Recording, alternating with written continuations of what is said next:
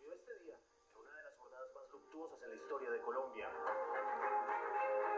Esa pregunta pocos se la han hecho y por ahora no tiene una respuesta completa. Fue el 6 de noviembre de 1985, toma del Palacio de Justicia por parte de un comando de asalto de la guerrilla del M-19 bajo el mando de Andrés Almarales.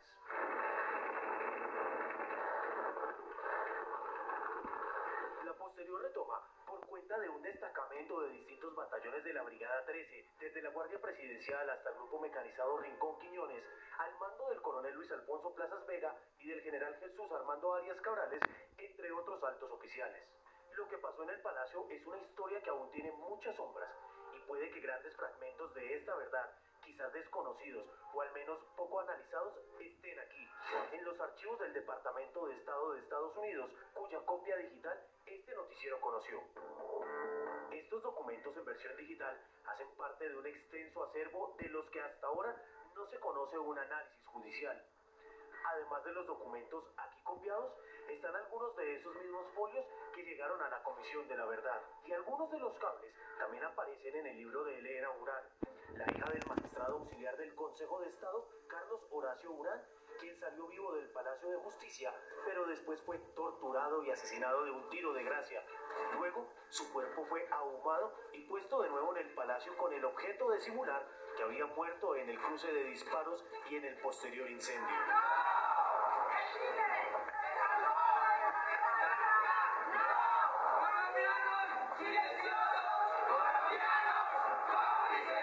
La politóloga Elena Urán es una de las pocas investigadoras en Colombia que ha intentado analizar la correspondencia y buscar respuestas en el cruce de mensajes. Los archivos que incluyó en la nueva edición de su libro, donde narra la búsqueda de justicia en medio del caso de su padre, los obtuvo después de contactar a Michael Evans, un experto en documentos clasificados de Estados Unidos de la National Security Archives. Los cables desclasificados y analizados por Evans ya permiten asegurar que Estados Unidos participó de varias maneras en la retoma del Palacio de Justicia. Elena cita en su libro el reporte de información de inteligencia del 7 de noviembre de 1985, que recogió los reportes del agregado militar en Bogotá, quien confirma que las Fuerzas Armadas colombianas sabían, al menos una semana antes, que el M-19 iba a asaltar el palacio. Intento de tomar el edificio. Fuerzas de seguridad, al haber sido alertados por inteligencia hace más de una semana de que el Palacio de Justicia era uno de los posibles objetivos del M-19, reaccionaron rápidamente para evitar una toma completa. Cuenta Elena Urán que un cable de la Embajada Americana del 6 de noviembre habla de una supuesta sorpresa que el ejército le había preparado al M-19 si se atrevía a entrar al palacio. Se podría inferir que la retoma no solo estaba planeada, sino que se propició de esa manera, permitiendo que ocurriera solo con la intención de encerrar allí al M-19. Es la teoría de la ratonera que ya otros investigadores han contemplado al analizar los hechos del Palacio de Justicia. Estos cables reforzarían esa teoría y explicarían, al parecer, movimientos como los del día 7 de noviembre, cuando narra en su libro Elena Urán, un avión AC-130 fue enviado hacia Colombia desde el Comando Sur y aterrizó en Bogotá a las 8:30 de la noche. Aproximadamente a las 16 horas, situación del rescate de los rehenes, solicitud encargada concurrencia con la solicitud, al Comando Sur accede despachando un AC-130. Llega aproximadamente a las 20:30, instrucción recibida. ¿Qué transportaba ese avión? Es una de las preguntas que se hace la hija del magistrado Urán y que sigue siendo uno de los grandes interrogantes de la historia. También hay evidencia en los cables sobre el envío desde Estados Unidos de trajes de asbesto, especiales para enfrentar incendios, y uno de los telegramas que quizás más dudas suscita es este, del Departamento de Defensa de Estados Unidos, donde se menciona la llegada el 7 de noviembre a las 11:50 de la mañana de un grupo de apoyo conformado por 6 personas, 3 expertos en explosivos y 3 expertos en comunicaciones. Al parecer, traían explosivos C4 y Dead Cord, que según el cable fueron retenidos en el aeropuerto. Apoyo del Comando Sur al gobierno colombiano llega a Bogotá a las 11:50 horas. llegó un equipo de apoyo conformado por 6 personas, 3 expertos en explosivos y 3 expertos en comunicaciones, explosivos C4 y DECORT, vendiendo expresa necesidad y asesoramiento necesario por expertos del equipo colombiano. En su libro, Elena Urán recuerda que unas 2 horas después de las llegadas de estos explosivos, a las 2 de la tarde del 7 de noviembre, ocurrió una de las explosiones más violentas en el proceso de retoma y que quizás más muertes dejó. A esa hora, y gracias a la información que entregaban los sobrevivientes, los militares ya sabían la ubicación exacta de los rehenes y guerrilleros dentro del Palacio de Justicia, el baño del tercer piso. Las verdades que cuentan los cables quizás necesiten más datos que permitan redondear y reconstruir mejor la historia de la retoma. Elena Urán, basada en la investigación de Michael Evans, incluye este cable, donde el capitán Mosquera anuncia que se tomó la decisión de poner fin a todo la noche del 7 de noviembre. El Palacio de Justicia está en incendio en este momento y no es posible en este momento hacer cargas. Capitán Mosquera, ingeniero que aceptó la entrega de, declaró que se tomó la decisión de terminar la situación esta noche. El equipo permanece en MAC. Pues la noche del 7 de noviembre es la misma de este incendio final y destructor, pero aunque los cables desclasificados abren seguramente nuevas líneas de investigación, la reserva sigue existiendo. Los documentos del libro de Elena Urán tienen el mismo aspecto con tachones para mantener reserva de datos que los que conoció este noticiero. En documentos como este se ve como hay sombras en palabras clave. Elena Urán lo analizó. Cree que es posible intuir qué dice debajo de las sombras. Los militares colombianos están satisfechos con sus esfuerzos hasta el momento y confían en poner fin a la crisis con prontitud y éxito desde una posición de fuerza.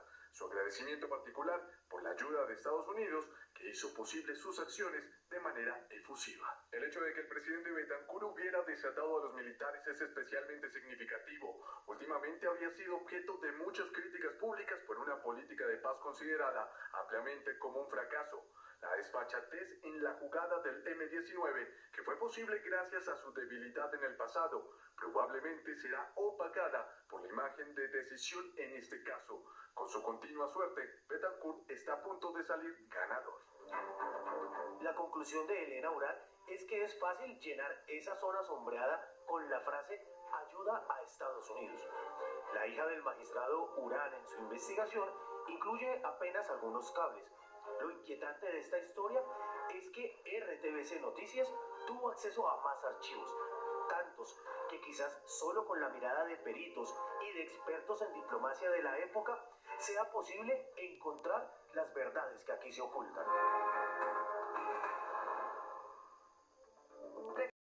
Autora de esta investigación, de estas revelaciones que veíamos, Elena Urán, quien escribió Mi vida y el Palacio, 6 y 7 de noviembre de 1985. Elena, gracias por esta entrevista. No, muchas gracias a ti por la invitación. Antes de entrar a hablar de estos cables que veíamos, sí quisiera preguntar en qué va la investigación por el caso de su padre, el magistrado Carlos Urán. Bueno, quizás la respuesta o la pregunta sería ¿por qué no va? Y bueno, llevamos desde el 2010 en que la Fiscalía sí tuvo un avance muy importante con la fiscal que llevaba el caso, Ángela María Buitrago. En ese momento ella encontró la billetera de mi papá en una guarnición militar, encontró diferentes pruebas, las comunicaciones entre los militares, se exhumó el cuerpo y se pudo comprobar que había habido ejecución extrajudicial, es decir, un caso de falso positivo. Lo que pasa es que en el caso del Palacio de Justicia no sé por qué no se ha manejado con la misma dimensión que lo que es el caso, macro caso, digamos, de la gente Claro, porque es hacer ver a unos civiles como muertos en un combate. Exactamente, eso pasó con mi papá y con otros más. En todo caso, en ese momento, Ángela María Buitrago encontró todas estas pruebas, llamó a declaratoria a 3 generales, a ella le piden la renuncia y desde ese momento hasta hoy no entendemos por qué el caso ha quedado absolutamente suspendido. ¿Eso en qué año fue, para que recordemos? En el 2010. O sea, desde que sale la fiscal Buitrago, ¿no hay ningún avance? No hay ningún avance, a pesar incluso de haber una condena de la Corte Interamericana que obliga al Estado colombiano a investigar. El caso no ha tenido ningún avance penal y con unos bajos todavía más sorprendentes, como el del fiscal que en este momento es magistrado de la Corte, Hernán Díaz, que en su momento llegó a decir que no había desaparecidos, sino falsas entregas mal hechas. El caso es que en este momento incluso nos hemos enterado que están planeando que el caso, cerrar el caso. Que el caso precluya. Que el caso precluya, y esto a pesar de haber cantidad de pruebas. Nosotros hemos insistido en que se solucione la situación jurídica, que se defina. No entendemos por qué no lo hacen, porque están todas las pruebas, como acabo de decir, y ahora pues... O sea, en el caso de su padre no hay nadie condenado, digamos, esto recapitulemos para que quede claro, no hay nadie condenado, a pesar de que las evidencias muestran, son contundentes y muestran que hubo una ejecución extrajudicial. Y tortura. Y tortura. Intento desaparición. O sea, fue desaparecido unas horas, sino que nosotros pudimos recuperar. Eso es cierto y hay que decirlo como es una desaparición, unas torturas, una ejecución, además que Elena lo explica bien en su libro con unas características del disparo muy cerca, sí, y otras evidencias más que están en el proceso. Entonces, ¿cómo se entiende que no haya un avance judicial? ¿Ustedes cómo explican eso? Eso sería algo que la Fiscalía tendría que responder, porque ha sido tan pasiva, o cuál es el interés detrás en proteger a autores que ya están todas las pruebas. Incluso hay una condena de la Corte Suprema contra uno de los tres, contra Arias Cabrales, que es uno de los tres vinculados en el caso de mi papá, o que en todo caso la fiscal Ángela María Buitrago llamó indagatoria, y eso como que tampoco se toma en cuenta. ¿Cómo podríamos relacionar esto para darle un poco más de contundencia a las pruebas que usted muestra acá? Porque fíjese que hay una intervención, que era lo que veíamos en el informe directa de Estados Unidos, que es una cosa aprobada con unos archivos oficiales. ¿Hay qué reflexión le queda a usted frente a eso? ¿Y cómo podría esto ayudar a que haya justicia? Sí, lo de los archivos, yo hice una investigación apoyada por el National Security Archives en Washington, con el investigador Michael Evans, que es el que está a cargo concretamente de los archivos relacionados a Colombia, y ahí hoy descubrí que Estados Unidos pues había tenido una participación directa, en cuanto a que ellos enviaron un avión desde la Escuela de las Américas con explosivos, con expertos en comunicación.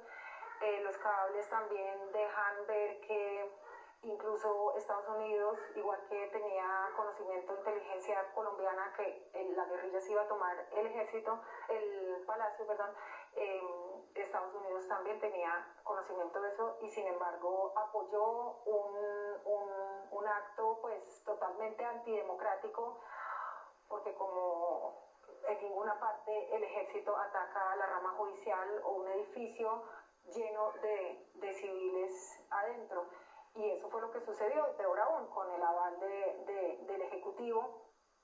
Entonces, bueno, también eso es algo que yo me pregunto, nos preguntamos con mi familia, ¿qué pasa con los civiles? O que esto fue un acto barbárico, ejecutado sí por las Fuerzas Armadas, pero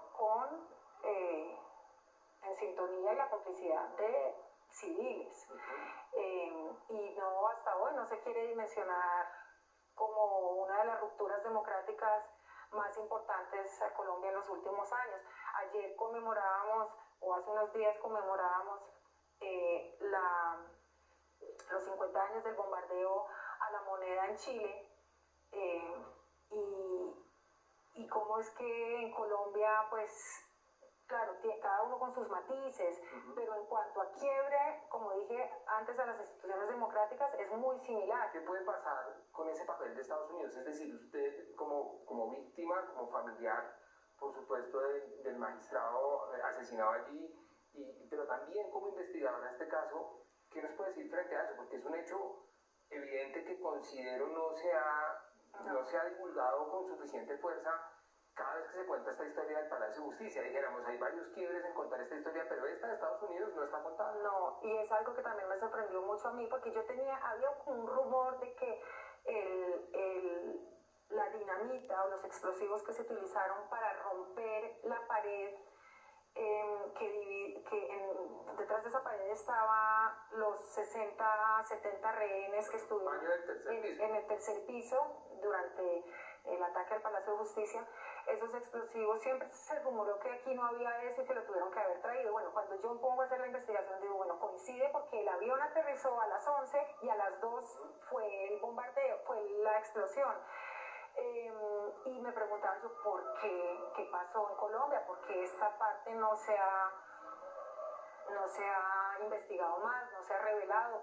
O sea, ¿seré yo la única que se pregunta estas cosas o hay una intención de aquietar y no generar muchos más movimientos?